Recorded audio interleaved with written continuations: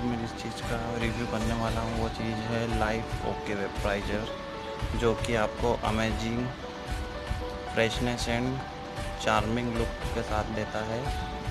ये कफ में और कोल्ड में भी आपकी सहायता करता है, आप देख सकते हो।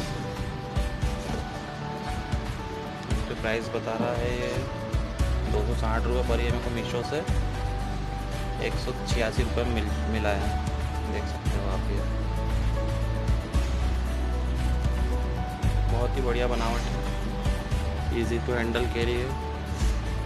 इसमें आपको इतना आधा पानी भरना, अब मैं इसको चला के बताता हूँ कैसे चलता है।